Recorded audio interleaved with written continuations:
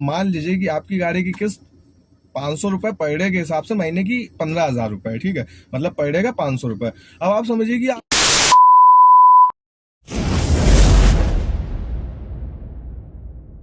Hello friends, good noon, welcome back to the channel. मैं हूं ऋषि और आप देख रहे हैं ऋषि सिंह ब्लॉग्स। तो चलिए दोस्तों शुरू करते हैं। तारीख है आज अपनी 23 जून 2023 और समय हो रहा है दोपहर के 3:27। जी हाँ दोस्तों, 3:27 हो चुके हैं और आपका भाई ना वीडियो बनाना अब स्टार्ट कर रहा है। ठीक है, तो दोस्तों मैं आपको बता दूं, मैं ना आ चुका हूं जहानाबाद के एक गांव में, मतलब कि कानपुर से 45 से 50 किलोमीटर की डिस्टेंस पे। ठीक है, मैं लेके आया हूं, मैं लेके जाऊंगा भी थोड़ी देर रुकने के बाद। ठीक है, और इस राइड पे जो अपने मतलब बिल बनेगा ना, वो टोटल मैंने लिया, मतलब बोला है मैंने 1500 रुपए का। उस 1500 रुपए में 400 की लग जाएगी दोस्तों गैस, तो अपना बचेगा मोटा मोटा 1100 रुपए का। सिर्फ और सिर्फ 1100 रुपए की आज अर्निंग होगी दोस्तों। ठीक है, तो मैं बता दूं आपको, जो आज का अपना ये वाला वीडियो है ना, ये मैं अर्निंग बताने के लिए नहीं बता रहा हूँ, बिकॉज अर्निंग तो मैंने बता ही दी है। ठीक है, वो इतना मैटर नहीं है।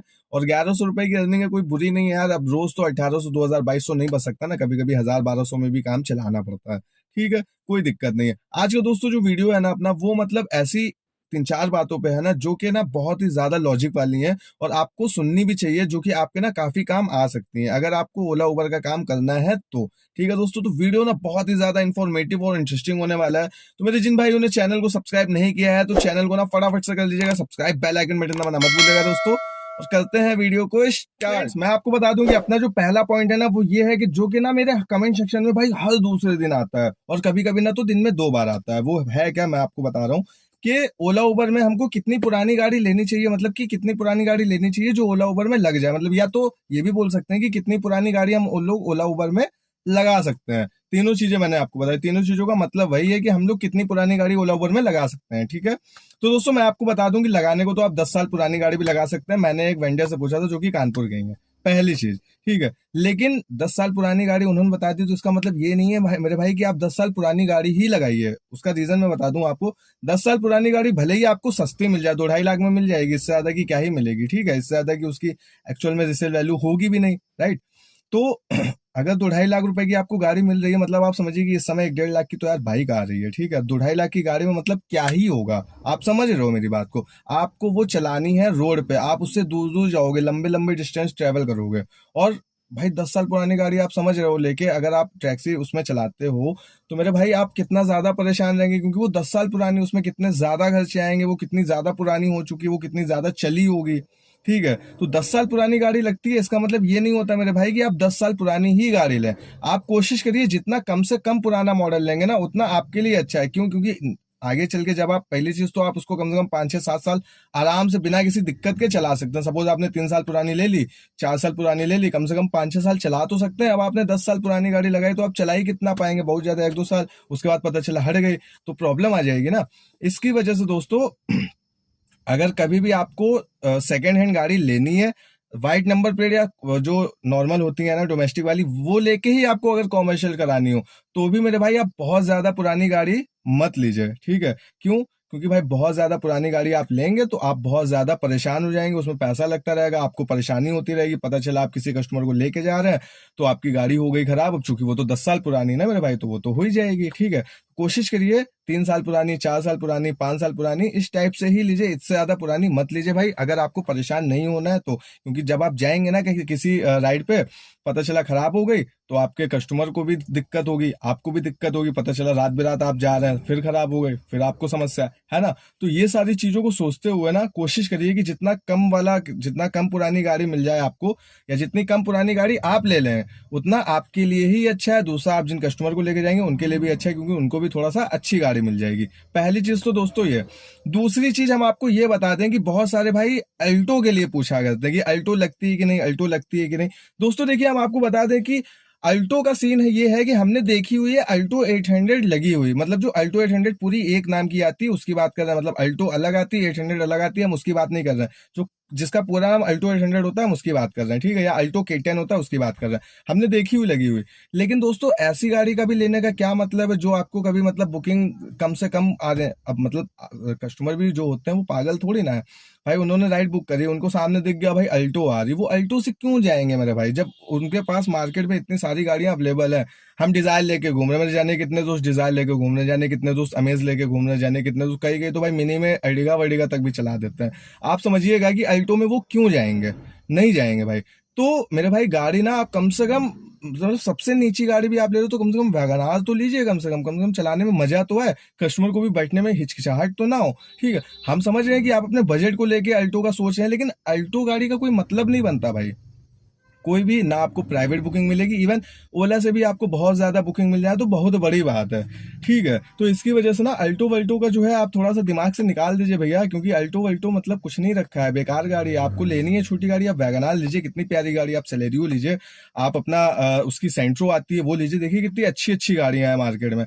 अल्टो मतलब बेकार हो गई, अल्टो को कौन ही पूछता है दादा, है कि नहीं। तो ये चीज होती है। तीसरा, अच्छा दोस्तों हम आपको एक चीज और बता दें, वो जो अपनी पहली वाली थी ना कि कितनी पुरानी गाड़ी लगा सकते हैं, उसी के ऊपर एक चीज मैं और आपको बता दूं कि जो कॉमर्शियल गाड़ियां होती है ओला में चल रही होती हैं ऑलरेडी, पहले से कॉमर्शियल और ओला में चल रही है। अगर दादा आपको वो 5-6 साल पुरानी मिलती है तो आप उसको ले सकते हैं। उसका रीजन है, देखिए 10 साल पुरानी प्राइवेट गाड़ी और 10 साल पुरानी कॉमर्शियल गाड़ी में काफी अंतर होता है। जैसे सपोज मेरी गाड़ी है, मेरी गाड़ी चल रही है, हम टाइमली इसकी सर्विस करवा रहे हैं, कोई पार्ट खराब होगा हम इसका बदलवा रहे हैं चालू हालत में, सारे पाइप वाइप सब कुछ काम वाम फैन वैन सब कुछ सही चल रहा है इसका, ठीक है, ये जल्दी नहीं खराब होगी। डोमेस्टिक गाड़ियां जल्दी खराब होती है, क्यों, एक तो या तो वो चलेगी नहीं, ठीक है, वो तो घर में खड़ी रहती है, या तो आप वैसी लेंगे या तो आप वो बहुत ज्यादा चलती होगी वो लेंगे, यही दोनों। जो घर में खड़ी रहती है वो घड़ी खड़े खराब हो जाती है, क्योंकि गाड़ी जो होती है ना वो खड़े जब होती है वो ज्यादा खराब होती है बजाय उसके जो चलती हैं, समझ रहे हो आप। तो इसकी वजह से या तो प्राइवेट में आपको वो गाड़ी मिलेगी जो खड़ी रहती है, या तो आपको वो मिलेगी जो बहुत ज्यादा चलती है, तो दोनों ही आपके लिए बेकार है। लेकिन कॉमर्शियल का क्या सीन होता है, वो रोड पे चल रही है, उस पर पैसा हमेशा लगता जा रहा है, तो इसकी वजह से ना वो सही रहती है, वो आप 5-6 साल तक पुरानी गाड़ी आप आराम से ले सकते हो, ठीक है। अच्छा एक चीज हम और बता दें आपको कि बहुत सारे भैया भैया लोग होते हैं जिनके पास खुद की गाड़ियां पहले से हैं, ठीक है, अब किसी भी रीजन के कारण या उनकी गाड़ी जो है घर पे खड़ी है फालतू में, तो उन्होंने सोचा कि हम ओला में चलवा दें। अब पर्सनल अगर हमको गाड़ी लेनी है, आपको गाड़ी लेनी, तो ऑब्वियस सी बात है आप पेट्रोल या डीजल ही लेंगे, ज्यादातर लोग सीएनजी भी नहीं लेते हैं, ठीक है। और इलेक्ट्रिक का तो अभी कोई जमाना बहुत ज्यादा आया नहीं है, आ चुका है लेकिन अभी उतना ज्यादा नहीं है क्रेज दोस्तों, ठीक है। या तो पेट्रोल लेंगे या तो डीजल लेंगे, मोस्टली अब लोग पेट्रोल पे जाने लगे हैं, ठीक है, पेट्रोल लेने लगे। तो बहुत सारे भैया लोगों का ये भी कमेंट आया कि क्या हम अपनी ओला उबर में अपनी गाड़ी लगवा सकते हैं लेकिन है वो पेट्रोल। तो देखिए हम उन भैया लोगों को भी बताया दे रहे हैं वीडियो के थ्रू। देखिए भैया, पेट्रोल गाड़ी मतलब कि एवरेज बहुत कम, और एवरेज बहुत कम इसका मतलब है कि आपकी बचत बहुत ज्यादा कम। तो इसका मतलब ये है कि अननेसेसरी अगर आप गाड़ी चलाते हैं ओला उबर में अपनी पेट्रोल वाली, मतलब आप गाड़ी चलाएंगे अच्छी गाड़ी होगी कोई, ठीक है, चलाने को चला सकते हैं, ओला का उसमें कुछ भी नहीं जा रहा, ओला को और प्रॉफिट ही होगा, मतलब कि आप परसेंटेज के रूप में ओला को प्रॉफिट ही करवाएंगे, ओला का कोई लॉस नहीं है। लॉस किसका होगा, आपका, बिकॉज गाड़ी पेट्रोल है तो पेट्रोल की वजह से वो उतना ज्यादा एवरेज देगी नहीं, और उतना ज्यादा एवरेज देगी नहीं तो आपके जो है पेट्रोल जल्दी जल्दी खत्म होगा, आपको जल्दी फिलअप करवाना पड़ेगा, और जल्दी फिलअप करवाना पड़ेगा इसका मतलब है कि आपकी बचत ऑलरेडी कम हो जाएगी या बहुत कम हो जाएगी। अगर हम उदाहरण के रूप में एक आपको एग्जांपल बताएं, लखनऊ कानपुर की जो बुकिंग होती है ना, मिनी की राइड अगर हम लोग पकड़ते हैं ना, तो मिनी की राइड में लखनऊ कानपुर का जो टोटल अप डाउन का वो बनता है, बिल बनता है ऑपरेटर अपना जो हम लोगों को होता है, वो 2100 रुपए बनता है। अगर आप पेट्रोल गाड़ी से जाते हैं तो 1000 से 1200 रुपए का तो आपका पेट्रोल खा जाएगी। अब सपोज कि आपने ये सोचा कि हम ड्राइवर से गाड़ी चलवाएं, 1000-1200 तो आपका वही चला गया 2100 में, अब बचा आपको मान लीजिए 1200 चला गया, 2100 में आपका 900 रुपए के आसपास बचा, ठीक है। तो उस 900 रुपए में 500 रुपए तो ड्राइवर ले जाएगा मेरे भैया, आपके पास 400 बचा। आप मान लीजिए कि आपकी गाड़ी की किस्त 500 रुपए पर डे के हिसाब से महीने की 15,000 रुपए, ठीक है, मतलब पर डे का 500 रुपए। अब आप समझिए कि आपके पास वो 500 रुपए भी नहीं बच रहा है, जिसकी वजह से आपने सोचा था कि गाड़ी फालतू में खड़ी है चलवा दें, कम से कम किस्ती निकाल के दे देगी तो अपना गाड़ी फ्री होती रहेगी, मतलब वो किस्त का पैसा भी आपके पास नहीं आएगा। सेकंड, आपको सर्विस, टैक्स, इंश्योरेंस, ये सारी चीजें तो करवानी पड़ेंगी, ठीक है। तो पेट्रोल गाड़ी अगर आप सोच रहे हैं कि ओला उबर में हम लगा ले तो उसका कोई मतलब नहीं है, उसका कोई प्रॉफिट नहीं है, अननेसेसरी आपका। अगर आप कॉमर्शियल करवाएंगे अपनी प्राइवेट पेट्रोल गाड़ी को, तो उसको जो कॉमर्शियल कराने में खर्चा 35,000 रुपये लगता है वो भी आपका बर्बाद जाएगा, हम आपको पहले ही बता दे रहे हैं, ठीक है।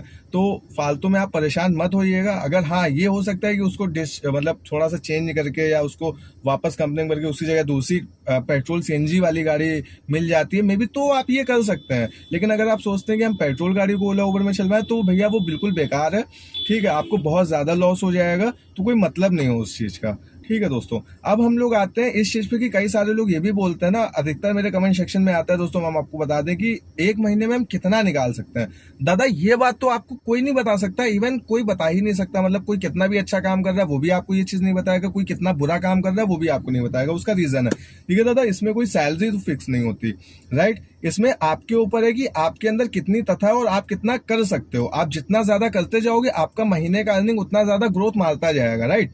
तो इसकी वजह से ना ये चीज आपको हम ही क्या कोई नहीं बता सकता, हाँ, लेकिन एज अ मतलब एक आपको आइडिया मिल जाएगा कि भाई ज्यादा से ज्यादा हम बता दिए हाँ दादा आप 40 से 50 निकाल सकते हैं, किसी ने बता दिया दादा आप 30 निकाल सकते हैं, किसी ने बता दिया आप 60 निकाल सकते हैं, एक आइडिया दे सकते हैं।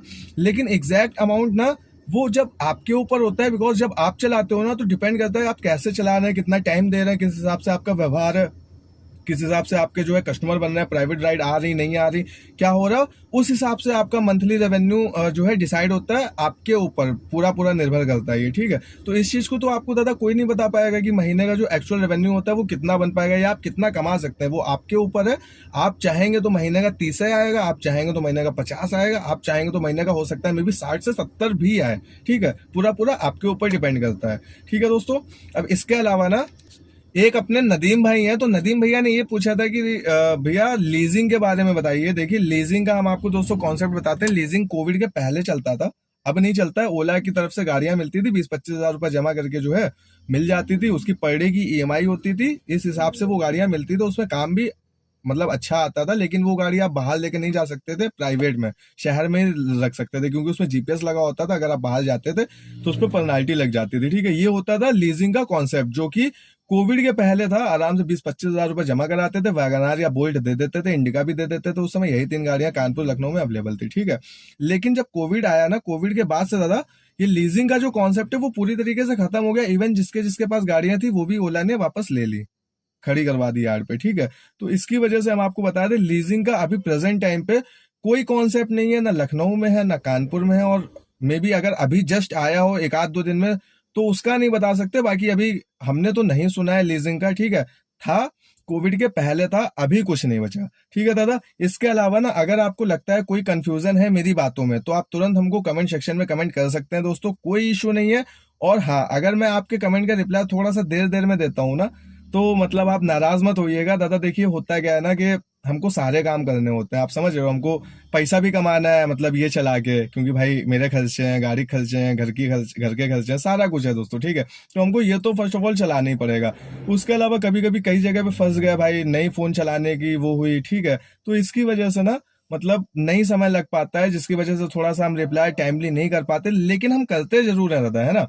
तो मतलब हो सकता है मे बी कि मेरा रिप्लाई थोड़ा सा लेट आए, लेकिन आएगा जरूर दोस्तों। तो उसके लिए बिल्कुल भी नाराज मत होइएगा, मतलब समझिएगा कि आपके भाई के मतलब या तो कहीं बिजी होगा, राइड पे होगा, कुछ कर रहा होगा, कुछ कर ही रहे होंगे दादा, तभी जो है हम उसका रिप्लाई नहीं दे पा रहे होंगे। अदरवाइज मैं रिप्लाई हमेशा करता हूँ, सबका करता हूँ, जिसका नहीं कर पाता उसके लिए सॉरी दादा।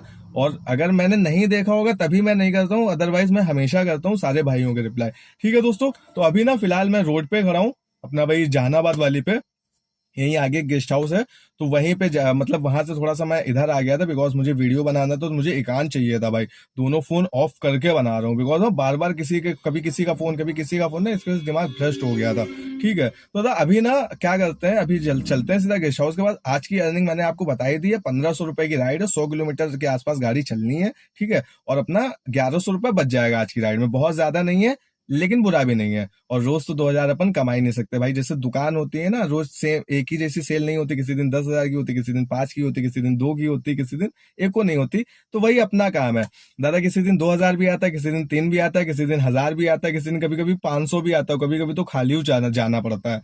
खाली तो यार वही है कि आउट स्टेशन के लिए रुकते हैं तभी जाना पड़ता है। खैर कोई नहीं, ठीक है दोस्तों, वीडियो को बहुत लंबा नहीं खींचते हुए व्लॉग को करते हैं यहीं से एंड, क्योंकि यहाँ से खा पी के फिर मैं निकल जाऊंगा। अर्निंग मैंने बताई दी आपको, ठीक है।